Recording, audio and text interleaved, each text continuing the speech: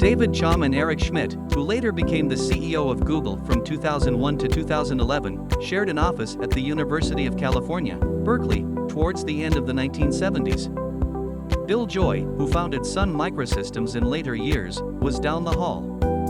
It was amongst these great minds and the big redwoods that surrounded the campus that David Chaum realized that cryptography was, in his words, extremely powerful stuff. He was busy with his master's thesis at the time. Chaum published a paper in 1981 wherein he described a technique, based on public key cryptography, that allowed an electronic mail system to hide the identity of the parties involved as well as the content of the communication.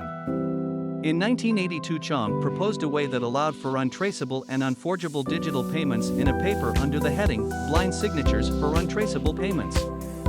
He wrote about a system that made it possible for users to spend digital currency without the need for banks. Chaum founded a company called DigiCash in 1989 and he launched eCash in 1990. Chaum was invited to the World Wide Web Conference in Geneva in 1994. During his keynote address and live on stage, Chaum made the very first eCash payment. The press release at the time read, "The world's first electronic cash payment over computer networks." DigiCash, however, declared bankruptcy in 1994. The world was just not ready for digital money. The internet was in its infancy. The market for digital currency, paid across computer networks, did not exist yet. The concept of cryptocurrency is a lot more mainstream today and most people know about Bitcoin, even if they do not fully understand exactly how it works. On August 15, 2022, the South African Reserve Bank issued a guidance note to all banks to remind them of their responsibilities around anti-money laundering. Crypto assets, defined as a digital representation of value that can be digitally traded or transferred and can be used for payment or investment purposes, were specifically identified as a source of risk because of its anonymity. The South African Reserve Bank noted that many banks deemed the risk too high and terminated banking relationships with crypto asset service providers. The Reserve Bank, however, stated that this extreme response to crypto assets was not a Reserve Bank requirement and that banks can maintain relationships with crypto asset service providers, as long as they remain alert about the risk inherent in the use of crypto assets.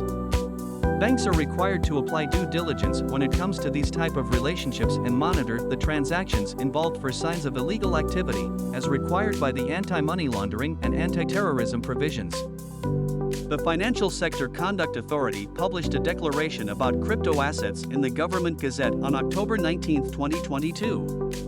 The FSCA defined crypto assets as 1. A digital representation of value that is not issued by a central bank but that can be traded, transferred or stored electronically by natural and legal persons for the purpose of payment, investment and other forms of utility. 2. That applies cryptographic techniques and 3. That uses distributed ledger technology.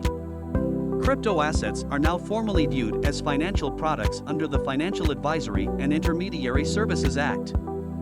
Financial service providers that render financial services involving crypto assets must therefore be licensed and will be regulated by the FSCA. They must apply for a license between June 1 and November 30, 2023 and comply with the relevant fit and proper requirements as well as the General Code of Conduct for authorized financial service providers and representatives. The Financial Intelligence Center Act has also been amended to include crypto asset service providers as accountable institutions.